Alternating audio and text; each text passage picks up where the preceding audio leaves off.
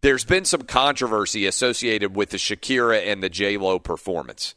I feel like my audience is almost 100% going to love it, but I'm curious what the review from the Outkick Nation was of Shakira and J-Lo. Let's see, Dub. Let's see if the actual situation will work there with our phones.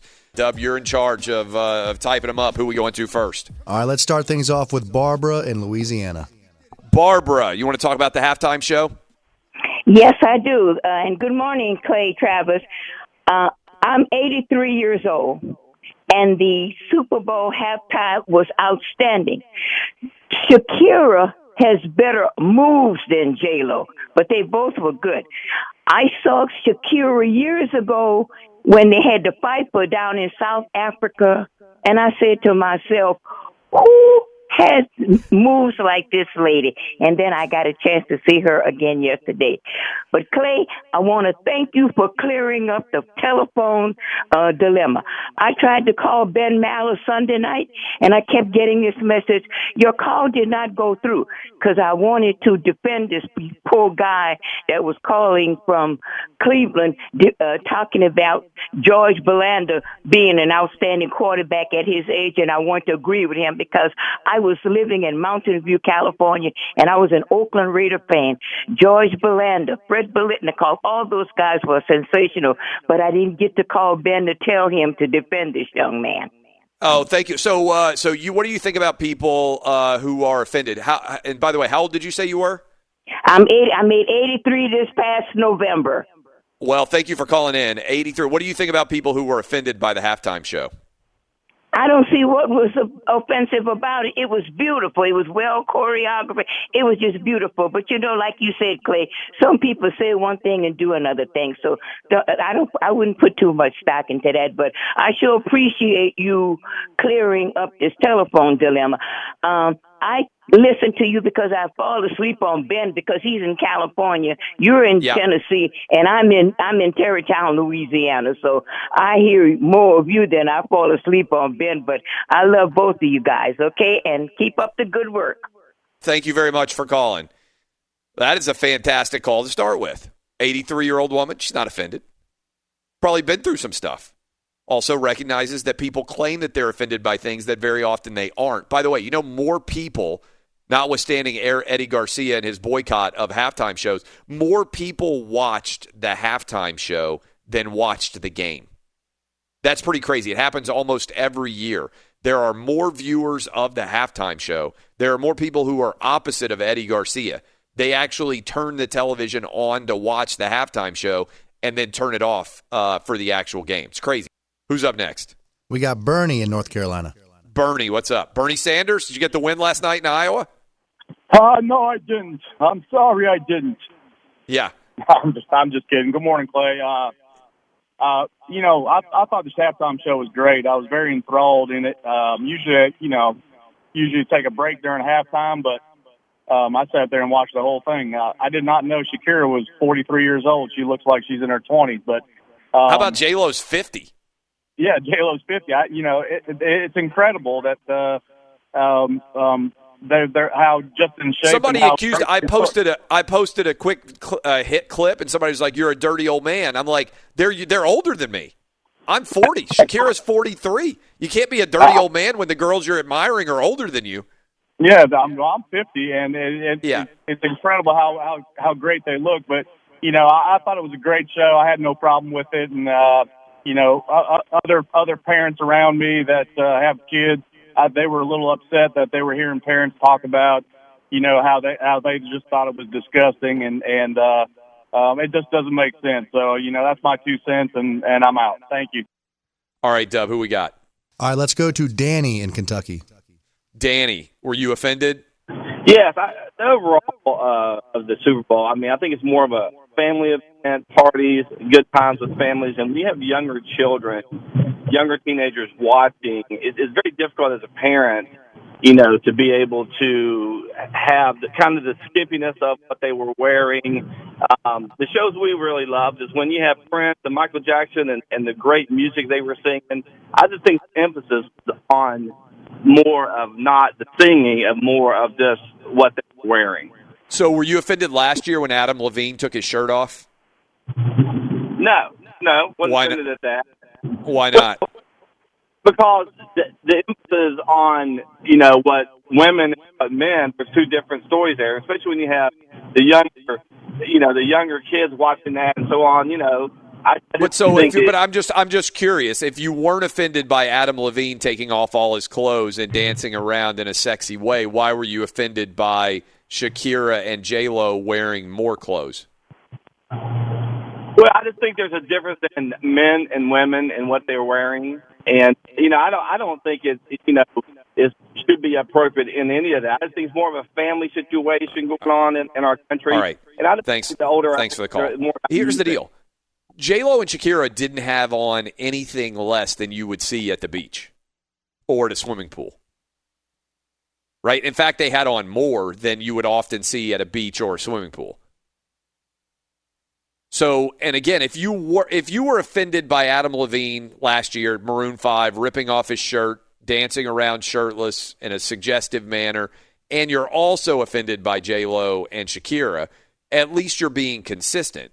But I don't remember anybody being offended by Adam Levine stripping off his clothes and performing during the halftime show last year. I don't remember a single controversy associated with it. Does anybody on the show remember? I think we made fun of it. I was like, man, he's really ripped. I wish he'd kept his shirt on because it makes me look bad. But I don't remember anybody being like, oh, my God, think of the children. Did you see what Adam Levine did on the stage? No, there was not one comment like that. Right? So if you weren't bothered by that, I don't understand how you're bothered by Shakira and J-Lo. All right, who's up next? All right, we got Brian in Philadelphia. Brian, what's up? What's up, Clay? Love you, brother. First of all, the scrambled cable we used to call squiggle vision. Instead of Spectrovision, which a lot of people remember Spectrovision back in the day in hotels where you used to be able to watch adult movies on back in the day, the Spectrovision technology. And I'm 49. I'm turning 50 this year, so I'm right in the top end of the spectrum. But I'm more offended by the NFL. I mean, look, I'm going to watch them shake their asses on TV.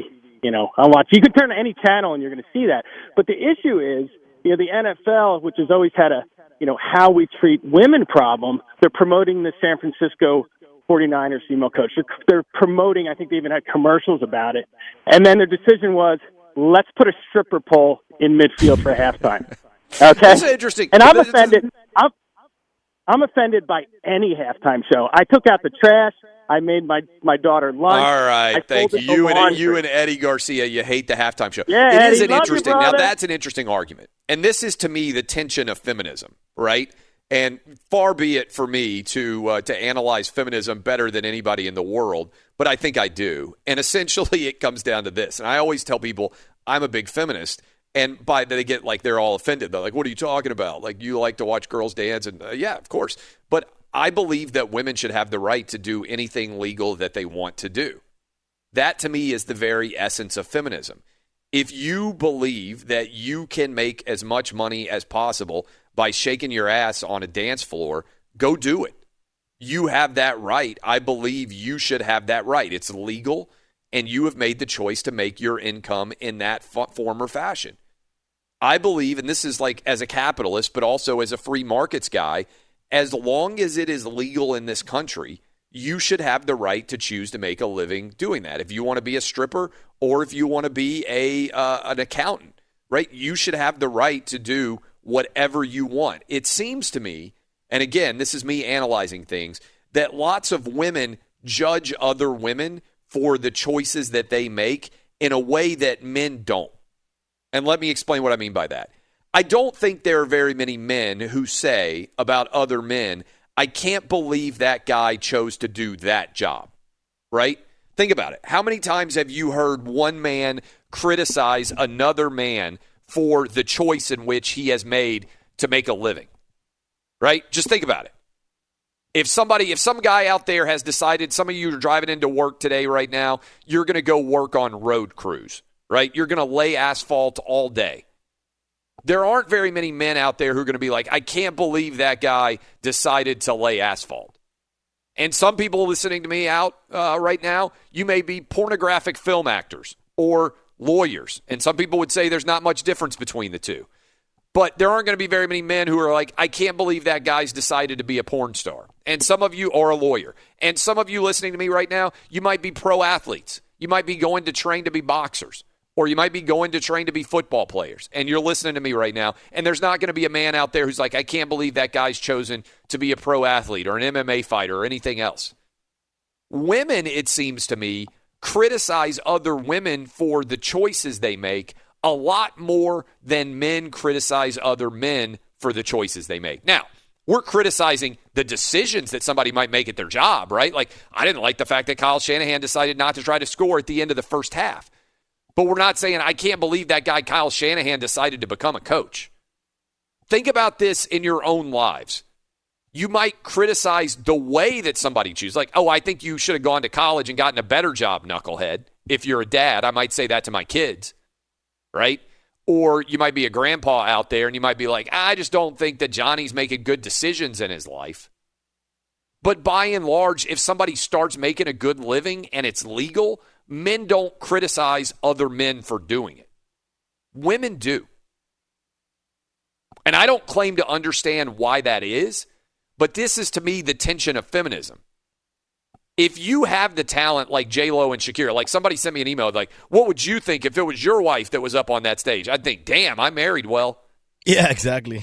Would I be offended if my wife was so talented that she was performing on the Super Bowl halftime show and she was a incredibly talented dancer and singer and she was sexy and everybody was looking her up after the performance? No. I might be a little bit nervous that everybody else loved my wife as much as they did and wonder why she was with me. That might tie into my own insecurities. But I would be ecstatic if my wife was talented enough to do something like that. And I don't judge people if they have a talent and they decide to take advantage of it to maximize their earnings. Like, if you are a woman and you're 22 years old and you think, you know what, I can make more money as a stripper than I can as a secretary, I think you should have the ability to be a stripper or a secretary. Or I think you should have the ability to go to med school or to go get your PhD in European history or whatever the heck you want to pursue. If it's legal and you want to do it, I think you should be able to do it.